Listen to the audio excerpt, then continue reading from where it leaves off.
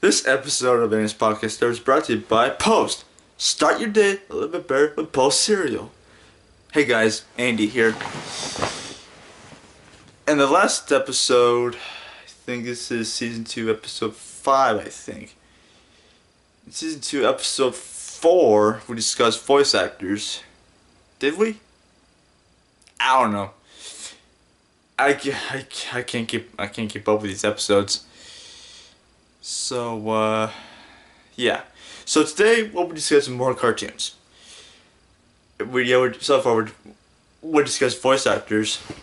So today, plus there's like a theory of mine that I just made up. So, the first cartoon is Codename Kids Next Door.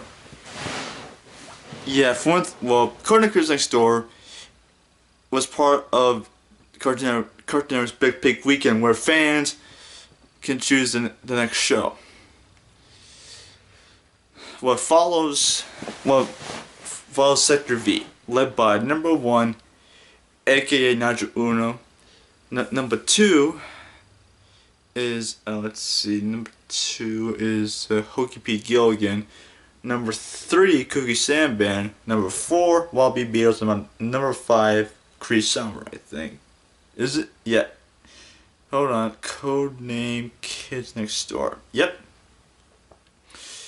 Sector V. Yeah, British American boy. Yeah, British American. Yeah, Abigail Lincoln. That's it. Yeah, that's it. Yeah, Cree Summer voices Abigail Lincoln for one thing, though. Yeah, Cree Summer. Yep. So the series came about as a result of a viewers' poll by Cartoon Network. Oh god, no. Oh crap. Ran from 2002 to 2008. There was 6 seasons, 78 episodes, and 2 TV movies, Operation Zero, which I've seen, and Operation Interviews, which aired series finale in 2008. Codename Kids Next Door was one of Cartoon Network's most successful shows in the 2000s. 2 video games, Operation Soda and Operation Video Game, were released based on the series. A handful of other Cartoon Network branded games featuring the characters were also released. The series has been released on DVD. It's both a part of Codename Kids Next Door series in addition to other Cartoon Network compilations DVDs. A sequel titled Galactic Kids Next Door was proposed by Mr. Warburton, but Cartoon Network executives had little interest to follow up Codename Kids Next Door. Yep. That spin-off. Thank you, Cartoon Network execs. Thanks a lot. So the premise, Nigel Uno, Hokey Pete Gilligan Jr., Cookie Samban, who are the main home operatives of what known as Sector V, part of a worldwide organization called the Kids Next Door. Their mission is to fight crimes against kids like homework and flossing and all that crap. Many of which are willingly committed by evil adults, senior citizens, teenagers, and other kids. One thing though, if I was part of Codename Kids Next Door, I leave my own sector called Sector A, I think. Yeah, I think my theory is like the Crystal Circle's Codename Kids Next Door, and the Nazis are the adults. That's my thing. Alright, so the show's pilot in 2001, No P in the OOL, won a Cartoon Network viewers poll, and as a result, Codename Kids Next Door was greenlit and became a series. Now the episodes were titularly presented as the team's missions, followed as Operation, and the acronym like Operation Outbreak stands Operation Virus, Season 6 Operation Science leads to Operation Amish. Or Amish, is that it right there? Operation Research and Operation Hamster. Now, the stories in the early episodes were often about typical childhood problems, but magnified and exaggerated. Yep, kid problems, you know. As the series progressed, more complex storyline developed. The final season revolved around the mysterious splinter cell within the KND itself, observed number 1 for an unknown assignment, which was concluded in the series finale Operation Interviews. For one thing though, Operation Interviews was the wrap up of the series, where all the operatives, like numbers 2, 3, 4, and 5, well, they were decommissioned, but it's like a recommissioning module. Yeah, it was temporary, you know. Now, the KND organization it's a worldwide group comprised of thousands of kids joining the mutual struggle against teenage and or slash adult tyranny. Seriously, when I was watching Kids Next Door, I want to become an operative, just like number 1, 2, 3, and it's like Sector V, such as dental hygiene or school lunch. Yeah, I've seen like Operation Elections where Wilson Woodrow is a spoof of Woodrow Wilson, and Dead Life of Jim from the Lane. Not as the president, but as the supreme leader. Yep, my guess. Gallagher Elementary School is almost like a dictatorship to them. Seriously. Seriously. I for one, Gallagher Elementary. They built like a giant prison for like political prisoners. I think that's like predicting the future. Following a period of training, every member of the Kids Next Door chooses a number in the alphanumeric code, spelled as number, and send it to a sector that acts as their home base. Also, the main HQ is the treehouse moon base. Kids follow their oath by protecting other kids as well as belling adulthood until the age of 13, when they are quote unquote decommissioned. A process of wiping their memories of any past KND activity and warping their minds. Such practice has inevitably led to the creation of many KND villains who escaped decommissioning. Yet Cree Summer, that is number 5's older sister, and Chad, formerly known as number 274, and Supreme Commander of the KND. Yeah, well, those two teenage ninjas. Yeah. If you go to decommissioning, don't escape. If I was decommissioned, plus I've seen, plus if I was in the KND, if I was decommissioned, say, thanks you guys. Let's do some decommissioning, baby. Now, the practice of strict decommissioning at the age of 13 was later on revealed to be subject of some exceptions. Kids who prove to be exceptional agents are offered the chance to carry on the KND as spies within the teen organization. So what?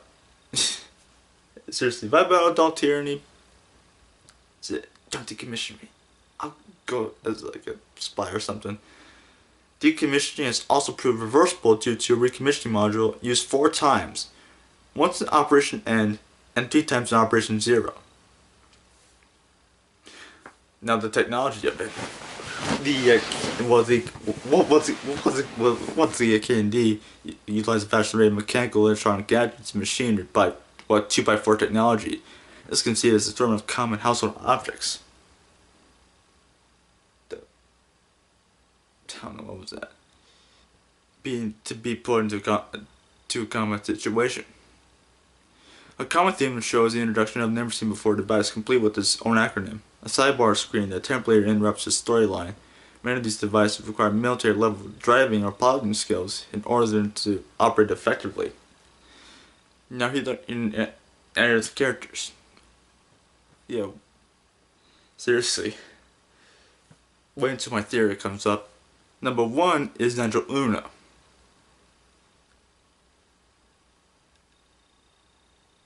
And number 2 is Hogarth Pennywhistle Hoagie Gilgan Jr. That's a mouthful. Number 3 is Cookie Samban, voiced by Lauren Tom, who voiced Amy in Futurama. Yeah, I watched 100% Facts about Kids Next Door. Wallaby Beatles is number 4. Well, he's mostly Australian. He's like the muscle of the group. I've got Lincoln, voiced by Cree Summer. Number 86 by Fanny Fulbright. It's like a Scottish. It's like a Scottish accent. Number 62 is Rachel McKenzie. For those who did know, Rachel McFarlane, Sutton Frank's sister, voices number 362.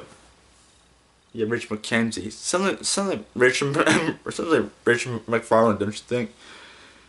No, The Life of Jennifer Down the Lane or the Life of Jennifer Down the Lane are the TDCDL or Sector Z. That's like the Sector Z. And Father. Here we go. Benedict Uno. That's Monty's brother. Now here's my theory.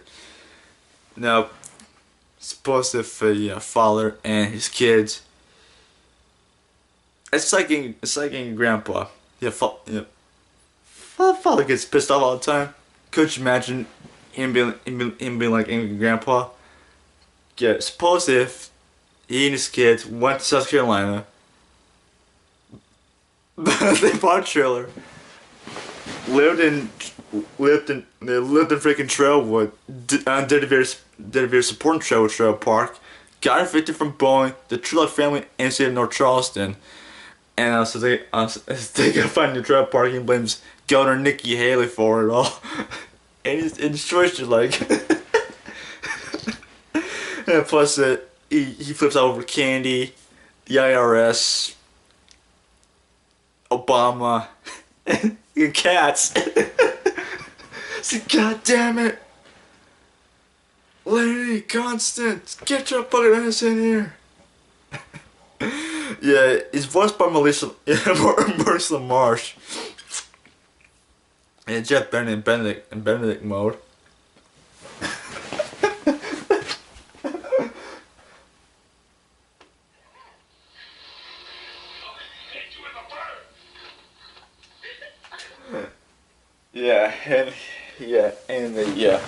Yeah, Lenny and Constance film it. Yeah, plus so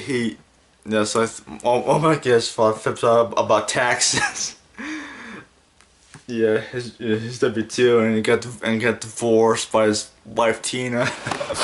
What? It's my theory. Now number 11, Creed Lincoln. Number 274, Chad Dixon. Night Brace, Jasper Joe. That's his name. Jasper Joe is Night Brace. Tom Kenny, no doubt. Sticky Bear, voiced by Mark Hamill, aka the Joker, aka Luke Skywalker. Yeah, totally named Luke Partington. Yeah, Luke Partingworth III. That's like the half brother of Sidney Beale's number four's dad. Crazy Old Cat Lady, Greg Delisle, Grandma Stuff'em, Greg Delisle, Mr. Regan, Mr. Phibb. John Wayne and Timothy Spey, that's the, Henrietta Heinrich von Marzipan. Yeah, Heinrich, femininity, no doubt. Voiced by D. Brad Baker and Candy Miller. I kind of like Henrietta von Marzipan better. Yeah, Ice Cream Man, voiced by Tom Kenny, D. Bradley Baker, Cameron Richardson, Darren Norris. Senior Citizen Squad, aka Hoagie's grandma. Yes, Farfik Nugan. Number 0, Montgomery Monty Owen, voiced by Frank Welker in adult mode, and Dave Wittenberg in number 0 mode.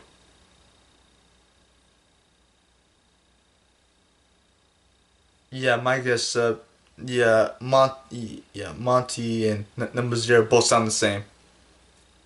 Yeah, number 49, temporary number Vine, Elizabeth Lizzie Devine. That's a mouthful. Number T, number Trillion, Thomas Tommy Gilligan. Mushi Samban. Number 6, number 9. Carrie Payton. That's Cyborg. Number 83, Sonya. Number 84, Count Spankulot. Darren Norris, no doubt. No, I think I'll list the. I'll just do the two specials. Let's see, Operation Zero. Operation Zero. Zero explanation reveals origins. The villains of the Kids Next Door, led by Benedict Wigglestein Uno, or Father, aka Angry Grandpa, join forces to resurrect the ultimate evil grandfather, a tyrant who once ruled the world many years ago. So, your grandfather, he wants to destroy the book, the book of K&D. And Marty's dad is number 0. He started a new age of the K&D.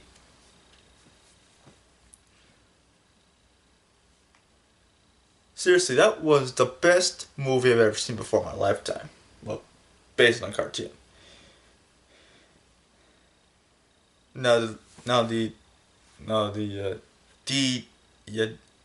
DCDL, now the DCDL still left different down the lane, is Sector Z.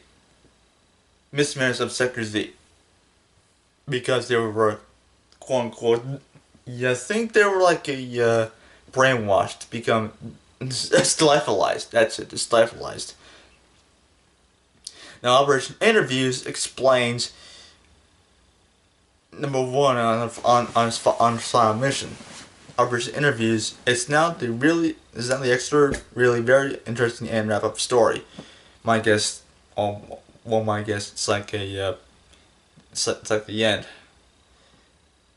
Steve Father's Pipe is introduced to a secret organization on Splinter Cell, the Galactic K&D, an intergalactic K&D that battles with Delta on multiple planets. Not just Earth, but in the solar system, no doubt. It's revealed that number 5 eventually resigns, being the leader of Sector B once again. She and number 2 got married, number 3 and number 4 also got married, and their interviewer is revealed to be Father. The series ends with when number 5 put on a K&D communicator, hinting that they shield the entire sector are still K&D operatives, and tells them that they'll agree back on the moon base, revealing that they lied to Father about number 1, never being able to come back. So that's Kids Next Door. Well, for one thing, the Kids Next Door was a great cartoon. So it's a shame that they hope to get it's on DVD someplace. So the next cartoon is, let's see. Regular Show.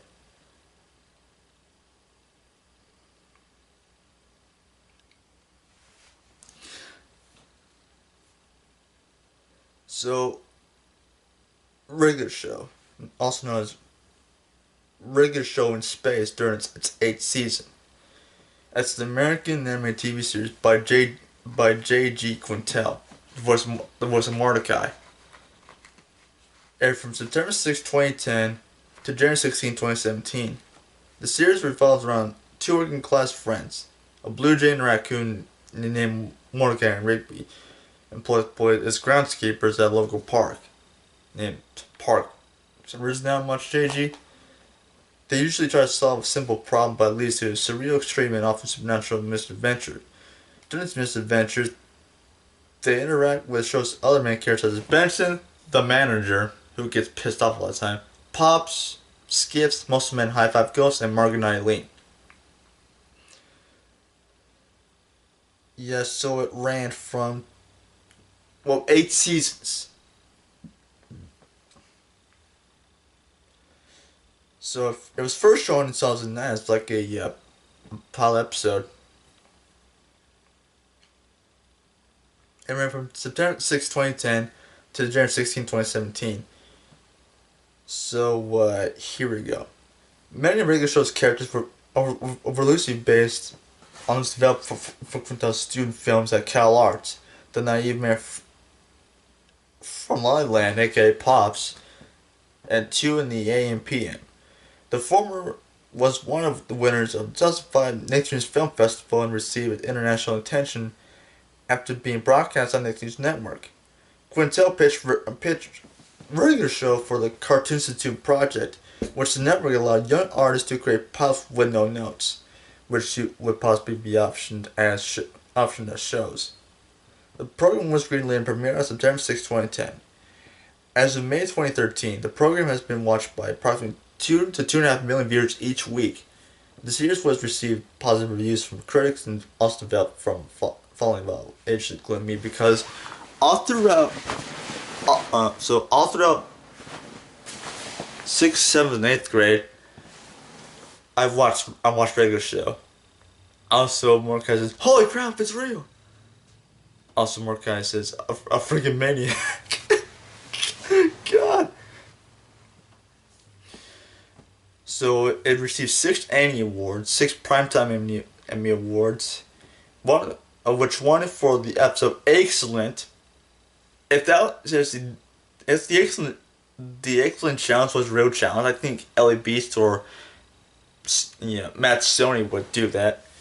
3 British Academy of Children's Awards, a film based on a series titled Regular Show, the movie. Yeah, and that was released on August 14, 2015. After 8 seasons and 261 episodes, the series concluded on January 16, 2017, with one hour finale, a regular epic final battle. That sucks, you know. So the series revolves around the daily lives of two 23-year-old friends, Mordecai and Rigby. They work at as groundskeepers at a park and spend their days trying to avoid working and entertain themselves by any means. These are the characters. That's Pops, Benson, Skips, High Five Ghost, Muscle Man, Mordecai, and Rigby. Yep, High Five Ghost. You know who else says the show? My mom! Yeah, I like Muscle Man who says my mom, you know. This must be chagrin of the managers as boss Benson Gumball Machine. The co-worker skips a Yeti, but slight of the other manager slash boss Pops. Yeah, with a lot of pop shaped head. Yeah, a lot of pops, you know. All the co-workers include Muscle Man and High Five Ghost. And regular show largely grew out of creative JT Quintel at CalArts with the Cartoon Institute project. Let's see. Well, the show was inspired by British TV series and video games.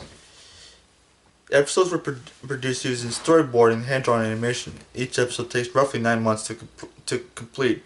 Quintel recruited several independent comic book artists to draw the show's animated elements. Their style matched closely Quintel's idea for the series. The show's soundtrack comprised of original music composed by Mothersbaugh and licensed songs, so mostly 80s songs, no doubt. Yeah, mostly songs from the 80s.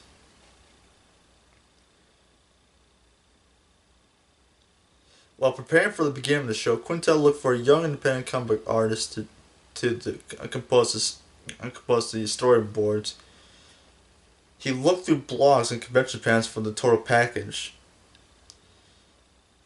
It was inspired by The Simpsons and Beavis and Butthead, and Quintel stylist is from Joe Murray's Rock with Modern Life and Camp Lazlo.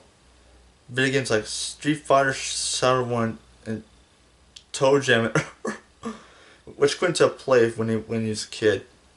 Quintel's entrance to British TV was influenced by his British roommate at CalArts, which introduced and to the Gentleman, the IT Crowd, Little Britain, The Office, the British version of The Office, and the Mighty Boosh. So the plot generally begins with the basic problem that the characters must overcome. While the protagonists work on their task, a magical supernatural strange element appears and completes the initially simple problem. The writers decided to follow the standard structure to take advantage of the animation.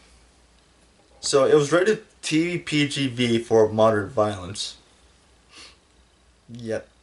Cartoon Network told Quintel earlier that they wanted to age it up from the TPY7 stuff we'd been doing in the past. This direction led to crew use adult-oriented humor with innuendos and drug and alcohol references. God damn it. Because wanted to cater for both younger and adult audiences. Jokes. The show I can't record this seriously. The show makes it subtextual adult humor through music. One of the program's storyboard artists, Calvin Wong, said he enjoys the limitations set by running the show since adult earners and jokes not proven satisfying enough. Now, the plots of the episodes are influenced by the writers and Quintel's personal experiences, such as performing prank calls or accepting an eating challenge from a restaurant. The show often references the 1980s, using music and electronic devices from that era because many factors from the decade left a positive influence on Quintel. The show also makes reference to modern social trends such as viral internet videos. Yeah, my guess they made reference to YouTube, for one thing though. The voice cast. So, Mark Hamill and Steve Blum. Series employees such as Mark Hamill and Steve Blum.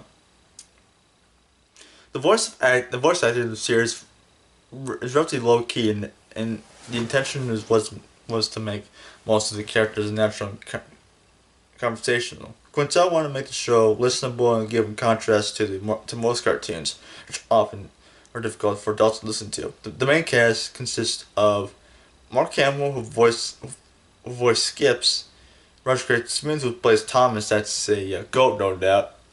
Yeah, Roger Craig Smith voiced Batman in Batman Arkham Origins.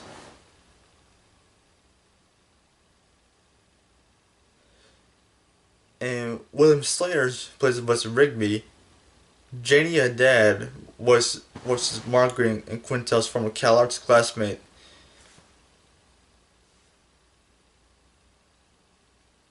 And Sam Marine voices Benson, Pops, and Muscle Man.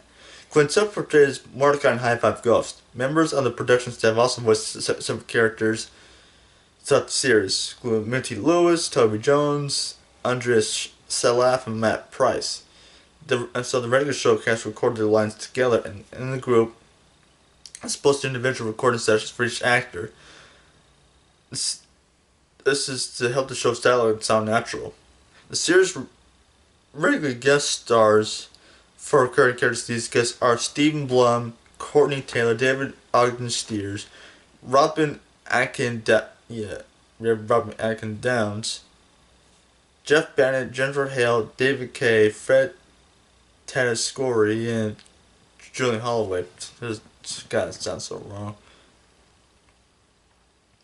Now the music has no regular theme music. Instead, at the beginning of each episode, a blurred sound provided by Quintel following a ticking clock gets heard over the title cards.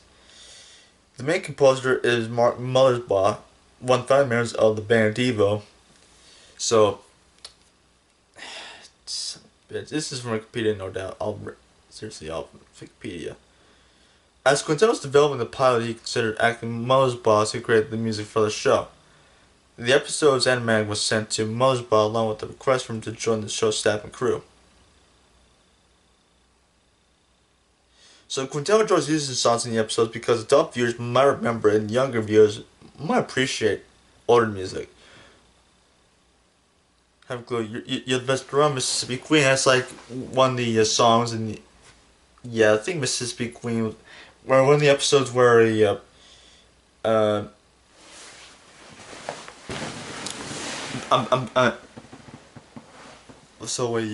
Benson's girlfriend invites me over to her house for like a party or something, and Audrey's ex, Chunk, I think that's his name.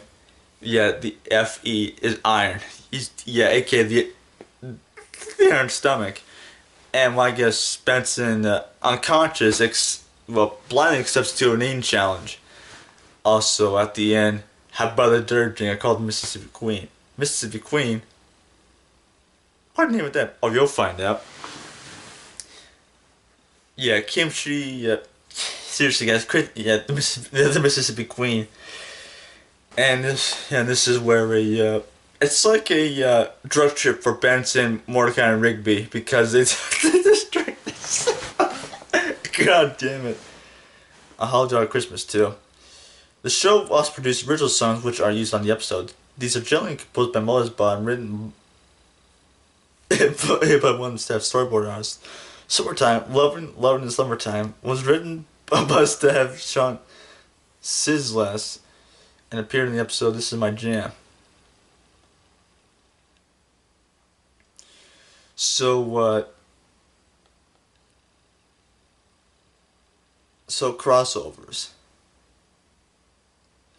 Mordecai and Rigby had a cameo appearance on the Grandpa episode Pizza Eve, along with Cartoon Network characters from currently running in the cartoons. And Mordecai, Rigby, and High Five Ghost make a small cameo in the Amazing World Gumball episode The Boredom, along with the titular characters from Grandpa and Clarence. Also, Mordecai and High Five Ghost created an OKK LSP Hero special crossover Nexus. So, here's regular show episodes. Your early shorts pilot. Let's go to season. Let's go to about season 6. No, forget it. So the fourth season premiered on October 1st, 2012. What the hell for a special Exit 9B, included on August 10th, 2013. Also with the Hello Governor.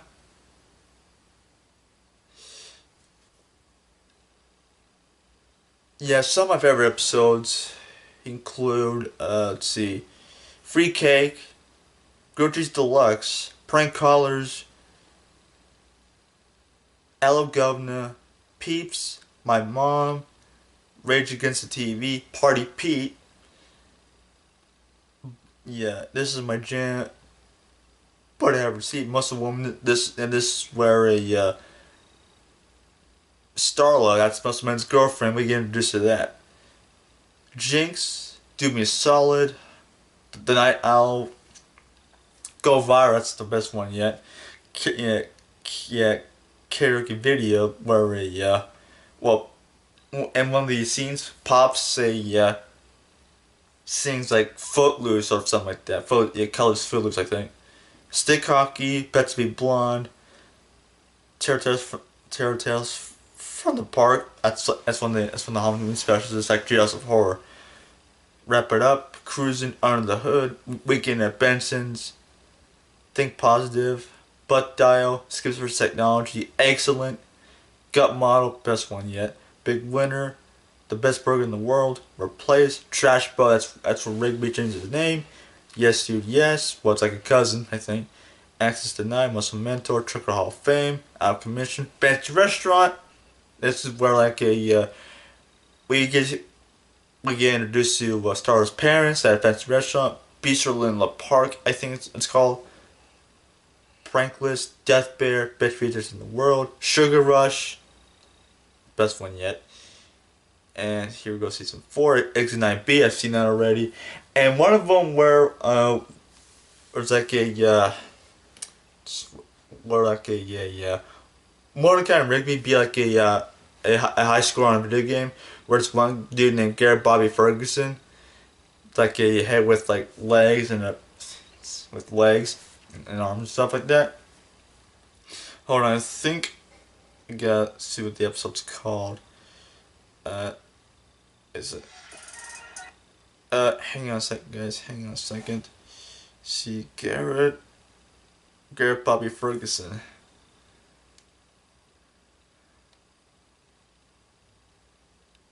Yeah, it's called High Score. Yeah, it's called High Score.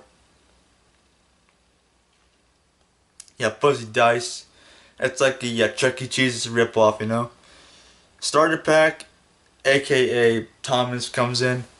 Terror Park 2. Let's see, Bald Spot, Guys Night. Yeah, I kinda like Guys Night. The Christmas Special, TJ Tuesday, The Longest Weekend. Sandwich of Death, it's like a Death Punchies. It's kind of like a continuation of Death Punchies. Ace Balthazar Lives, where like some night dude, I think. It's like he's like the reincarnated Ace Balthazar. I'm telling you now.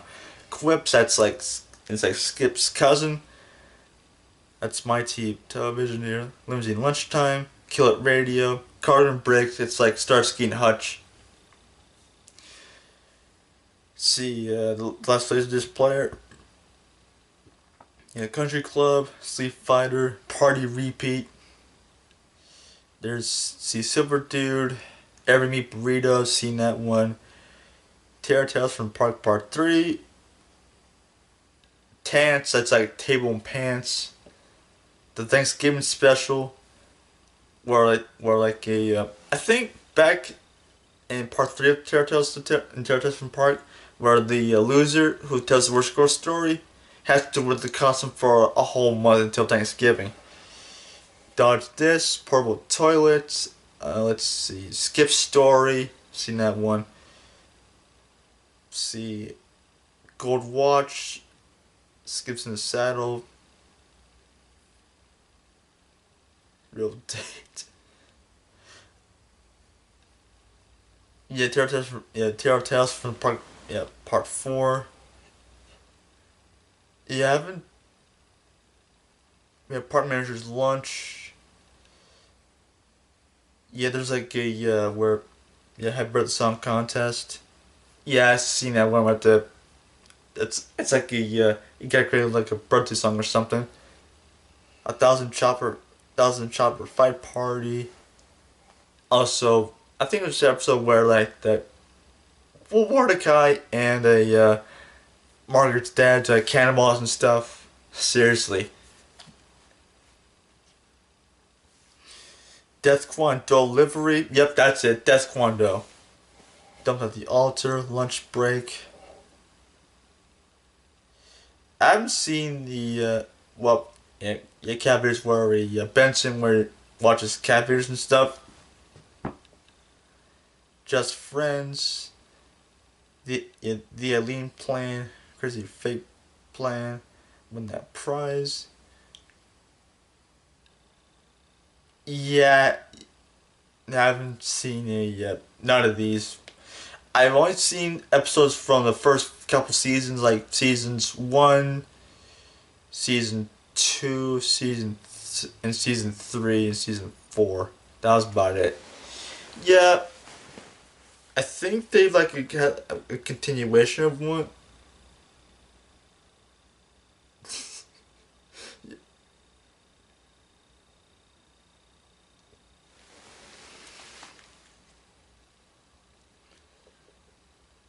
Yeah, the film, and also there were shorts, I think.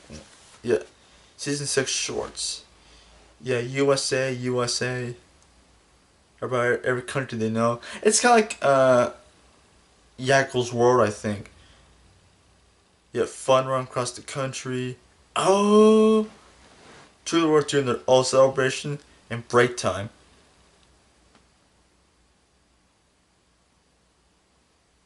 If I give them a break. Yeah, there's like a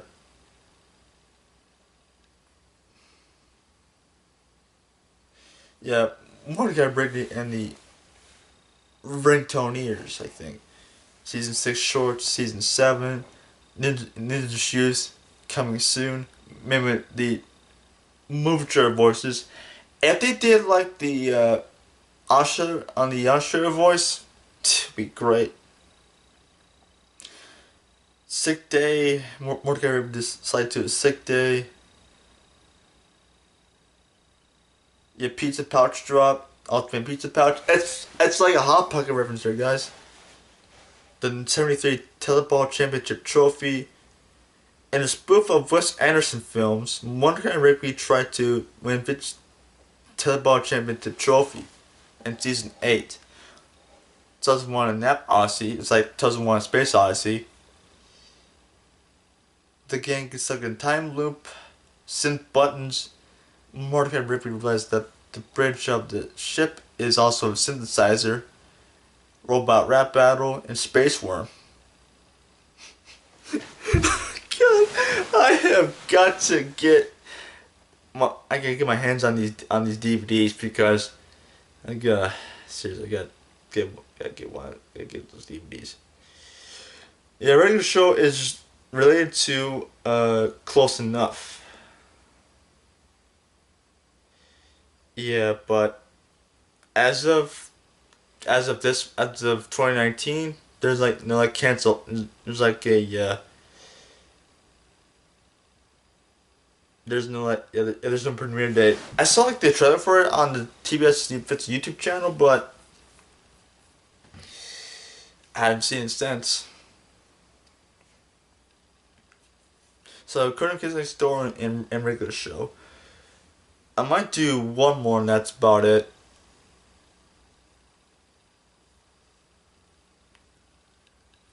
Alright, let's see. Let's see.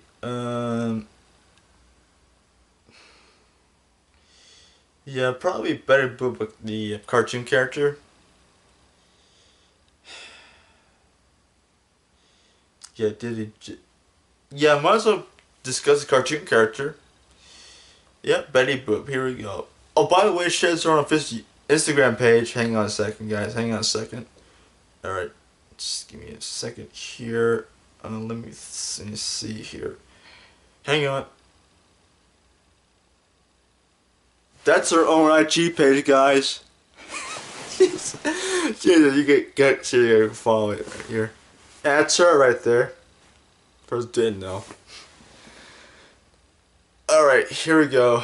Oh god. Let's see, a caricature of a jazz age flapper. Jesus Christ, this is getting... Betty Boop was described in 1934 Cortez as, and I quote, combining an appearance of the childish with sophisticated, a large round baby face with big eyes and a nose like a button framed in somewhat careful coffee fur, what the fuck, with a very small body with which perhaps the leading characteristic is the most self-confident, little pussy manageable, unquote. Despite having been toned down in the mid-30s, the Hays Code, to be more demure, became one of the most known public cartoon characters in the world. Yeah, Helen Kane, that's like the inspiration for Brad Boop right there. Helen Kane, she's dead. I just said that, didn't I? So Betty Boop made her first appearance on August 9, 1930 in Disney Dishes, the 7th installment of Flash's Talkatoon series, along with Clara Bow on Skiven being the model for Betty Boop. She eventually began the caricature singing Helen Kane, which turned to gain fame by admitting South black singer Baby Esther Jones. Oh god, no. No, wait. No. The character was originally created as an anthropomorphic French poodle, of all things.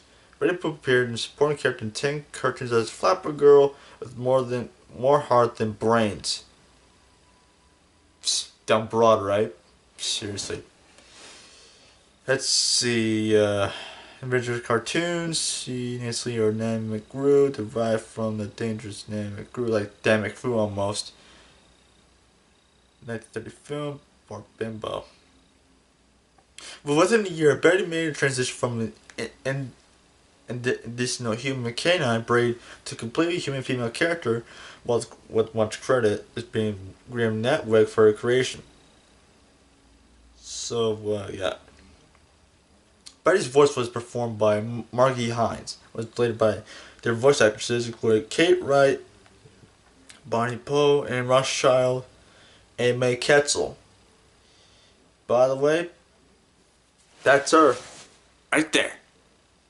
By the way, she looks like Betty Boop, doesn't she? You know? Seriously, I'm telling you now. Plus, on YouTube, I've seen like this Betty Boop impersonator where... Hang on.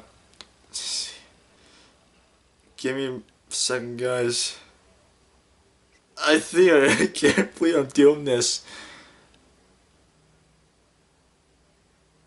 A YouTuber by the name of Fatima Lakhani met Betty Boop.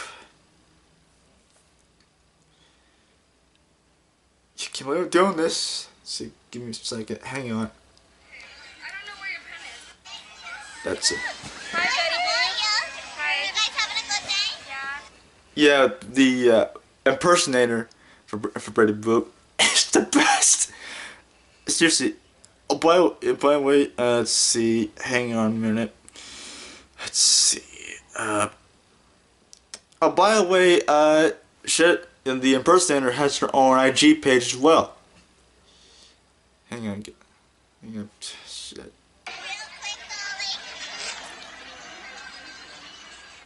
See? I'm telling you. Alright, let's see, hang on. God damn. Let's see. Alright, who began to voice Betty Boop in Bill Silly Scandals and continued with Rowan to 38. Returning 50 years later. 50 freaking years! This is Who Framed Roger Rabbit. Today, Betty's voiced by Cindy Robinson in commercials. Betty Boop was the star of Talkatoons, and by 1932 was given her own series in the same year. Stopping the show from that point on, she was crowned the queen of the animated screen. The series was popular throughout the 30s until 1939. By the way, that's her right there. That's her. God, I can't believe I'm doing this as a sex symbol. Now, you might want to skip this part because if you don't want to skip it, fine. Don't say didn't warn you. Don't say didn't warn you. So Betty Boop was regarded as one of the first sex symbols in the animated screen. She's similar to the Depression era, reminder of the carefree days of Jerry Flappers in the 20s. Her popularity was drawn largely from adult audiences. Too bad there weren't kids around there, weren't they? And the cartoons were surreal, contained mostly sexual and psychological elements, particularly Minnie the Moocher being Cab Calloway and his orchestra.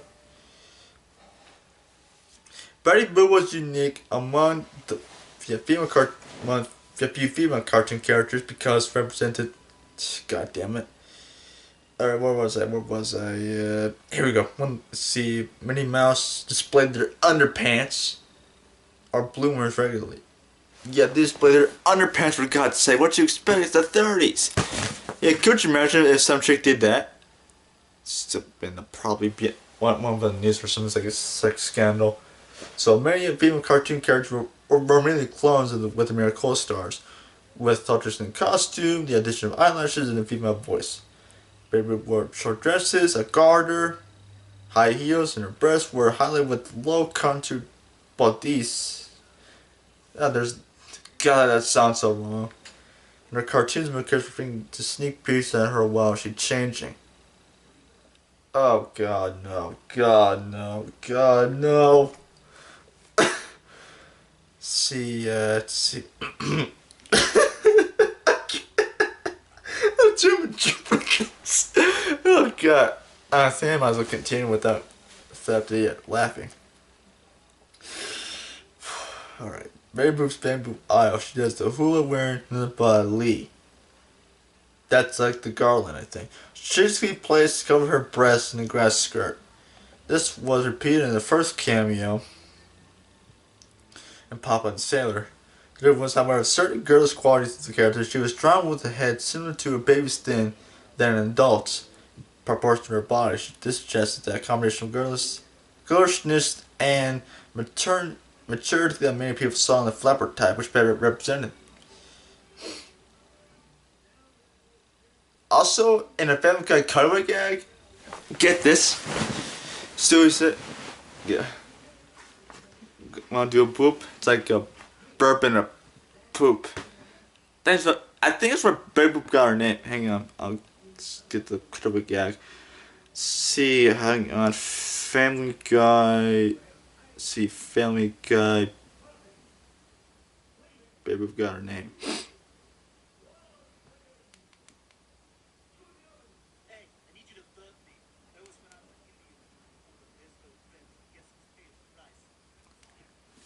If you hit it just right, I'll poop and burp at the same time. It's called a boop. That's how Betty Boop got her name. Boop, boop, boop, oops. See? God damn. The reaction of the aristocrat gets me every time. I can hold the laughter until the guy drops the monocle. Yeah, she burps, then she stops herself. Oh, how cute. She finds it, oops, cute too. burping, slingers. God damn it! God damn it! See, consider the average quality conscience of women. I think that's how Betty Boop got her name. She burped and crapped her pants. God almighty. Okay, lawsuit, yada yada yada, production code, here we go. Now, that is pre-production code and post-production code. You see right there? Thank you, U.S. government. Swear to God. Alright, what is the production code? Alright, this might get painful. Betty Boop's best appearances are considered to be the first of her type to her Jazz Baby character. Jazz Baby? Oh no. No. See, sexuality and sexuality was aimed at adults. However, the natural age of decency. Oh God, from the Catholic Church. See, Church and State, Catholic Legion of Decency. Let's say that. Swear to God. And the prediction code. Son of a bitch. Alright, where? Alright, where was that? Here we go. Alright, let's see. Prediction code, post guidelines, motion picture industry restrictions for sexual innuendos. The line of the character Flatbird from the date the code went into effect July 1st, 1934, but it became Spinster housewife, or a career girl, or both. Pick a side, dude. She also eventually stopped wearing gold bracelets and hoop earrings. And she became more mature and wiser in personality. Let's see, while these cartoons were tame compared to earlier appearances, they're self-conscious, wholesomeness and aim a more juvenile audience, namely teens. Namely me. I wasn't part of that back then. No way. So, let's see, this was a similar problem experienced during the same period with the Mickey Mouse. Let's see, the Little King.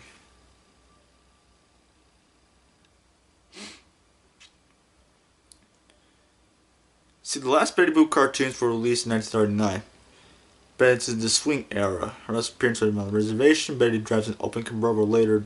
Betty Boop swing band. Also, she was like a racing driver at one point. I might create a Wattpad account to do like a story where like Speed Racer, Betty Boop,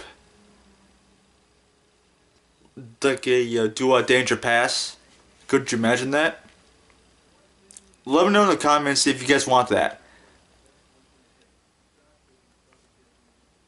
Yeah, if Betty Boop was a racing driver. So now she is in TV. UM&M Corporation, Telefilm Associates for Public Pictures was sold in 2012. Became Melange Pictures. The Melange. The X3. Speed Racer. Betty Boop appeared in 2 TV specials. The Romance of Betty Boop, which was produced by Lee Mendelson and Billy Mendez. The Betty Boop Movie Mystery. Yep.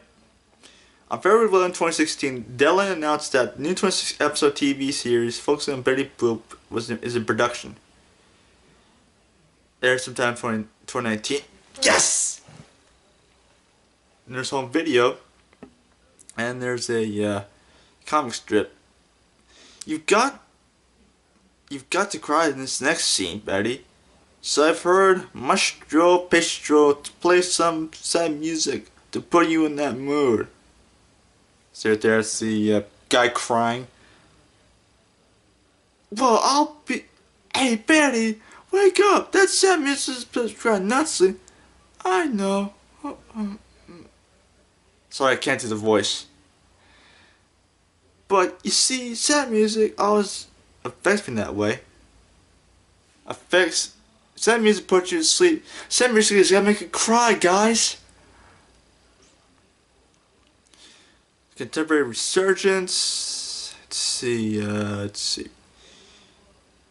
See, Betty Boop scandals in 1974 becoming part of the post-60s counterculture. Don't know what that is. Yet counterculture movement.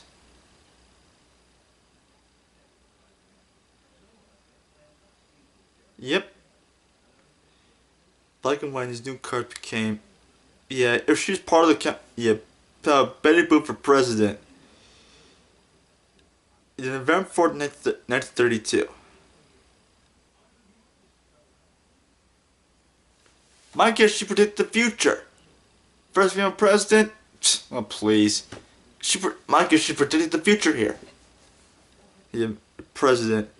This was in 1932. I know there's gonna be politicals in this video. Very promises for improvements are shown, including door-to-door trolley stops, improved conditions for keeping the streets cleaned, and even drying up burns to protect the whole city from rain. What about the whole country? Foreign policy, domestic policy, economy, international relations, sanctions. Also provides his team a split the incorrigible Congress made up of donkey Democrats and for Republicans. That's Congress and the Senate. Duh. My guess Betty Boop didn't take U.S. history, or world history for that matter. She also transformed each hardened criminal into a limp-wristed sissy. That's not how it works. The justice system. Could you imagine that Betty Boop can be head of the DOJ? Well, we got Bill Barr as the new Attorney General. Seriously, if Betty Boop was the head of the DOJ or the head of the CIA, FBI, God, I'm getting political right now. Sorry, guys. Notes and comments. So Betty Boop morphs into caricatures of Herbert Hoover and Al Smith. He was governor.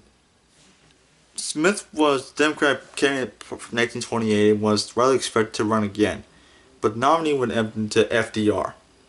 The use of Smith in the cartoon was probably the result in the lead time needed to animate the cartoon. And the cartoon ends with the image of glass beer repeal or modification for prohibition back then. Alright. To connect the 1976 election, but did not receive a major theatrical release. Resurfaced in 1981, and HBO under title Hooray for Betty Boop. Now we got some merchandise. Right there. See it there? It's merchandise. Marketers discovered Betty Boop in the 1980s, and Betty Boop merchandise has far outdistanced her exposure in films. With many not aware of her as cinematic creation, whose name, voice, image. Betty Boop, what the hell? See, Alison Maria Clarkson. Yeah, they also have big returns too. She appeared in Who Framed Roger Rabbit back then too. As far as Betty Boop. Recent events, let's see. Betty was parodying Animaniacs and Girl with Googly Goop. What? And the actual hell? God. Betty was, let's see, Goofy's voice was by long-time voice actor and Betty Boop voice actors Desiree Goyette. Oh God. Normal Petunia Pig Honey Bun. Oh crap. Let's see. In March 2017, she appeared with fashion designer Zach Posein in an animated promotional short Cambridge Syndicate. 1933, 34, 37.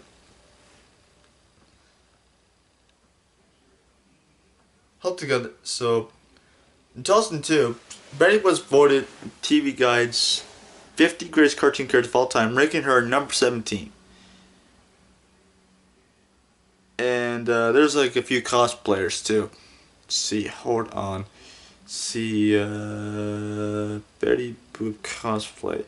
2 YouTubers by the names of Jay Bunzy and Nello Ray. I know. I just walked out the room just now, and the first thing Yoshi says is, Seriously, I don't know. I don't know. There's a Black Betty Boop. Oh crap! That's not racist, didn't it? Yeah, but you know. See. Yeah, Ella Ray. She would see. Yeah, it was back in 2017. Yeah, Halloween 2017. She wanted to be Betty Boop anyway. And let's see, comments reading from Betty Boop was originally black. Very much picture tutorial. Was she black? I have no idea. I don't want to know. Betty Boop was originally brown, actually a black woman. Black history. Look, guys, stop fighting. Son of a bitch. That's all the validation I need. Yeah, validation you need, huh? Later. Bye bye. Let's see, Betty Boop racing driver. Betty. Yeah, racing.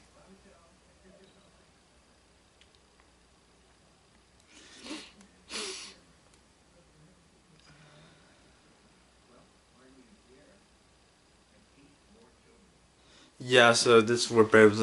It's like a race car driver. See, Betty joins a race and finds it tough to deal with the driver's sneeze. But who knows? It's true power. Seriously, if there's a crossover between Speed Racer and Betty Boop, I'm telling you now, it'd be like a great comic strip for like Speed Racer. So that's about it. Thanks for watching this. Hit that sub button for more Andy's podcast hour. Hope you guys enjoyed it. I'll be continuing with more cartoons in the near future. Until then, that's all, folks. Later, guys. Take care. Yeah.